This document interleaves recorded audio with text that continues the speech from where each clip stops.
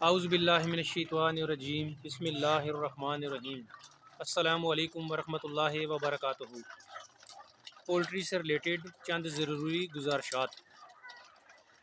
Number 1, अगर आप काम शुरू करना चाहते हैं पोल्ट्री का तो सबसे पहले नंबर पे जो चीज़ आती है वो है आपका इरादा। अगर आपका इरादा पुख्ता है तो फिर आप अपनी मंजिल पे जल्द अज जल्द पहुंच जाएंगे और आपका ख़र्चा भी कम होगा और आपकी मेहनत भी कम होगी और आपका काम आसान तरीके से हो जाएगा।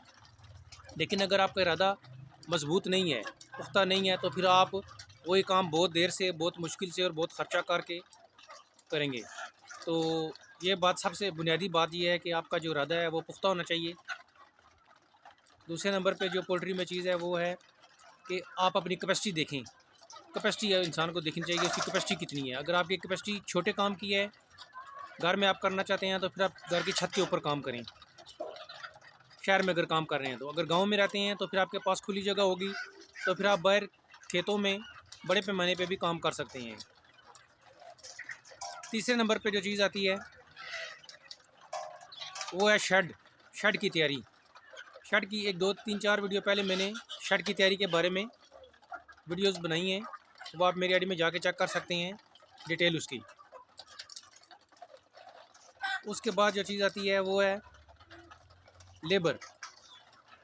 अगर आप बड़े पैमाने पे काम कर रहे हैं तो उसके लिए मैन पावर का होना बहुत ज़रूरी है, लेबर आपके पास होनी चाहिए।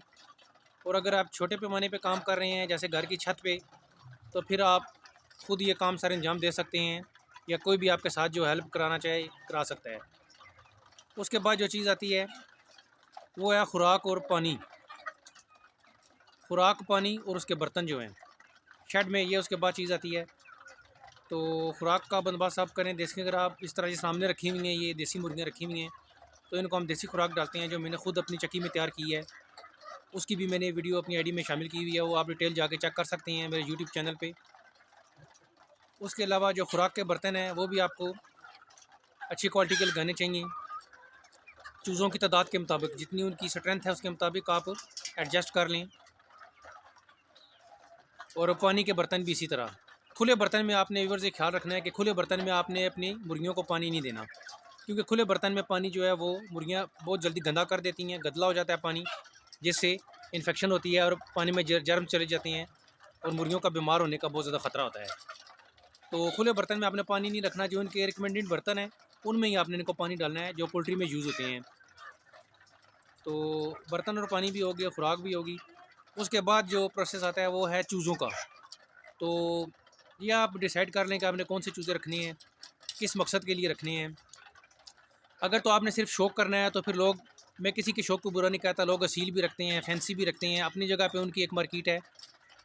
तो अगर आप असील और फैंसी वगैरह रखने हैं तो उनके लिए आपको अलग अलग केजेस बनाने पड़ेंगे, क्योंकि वो इस तरह, जिस तरह ये ओपन शेड है इसमें एक ही ब्रीड के सारे आप रख रहे हैं, वो इस तरह नहीं आ सकते हैं। क्योंकि फैंसी में भी बहुत सी ब्रीड्स हैं और असील में भी बहुत सी ब्रीड्स हैं। असील एक दूसरे के साथ लड़ाई करते हैं, वो तो रहते ही अलग अलग हैं। उनको बंदा इस तरह खुले बड़े शेड में इकट्ठा ज़रा स्ट्रेंथ में नहीं रख सकता।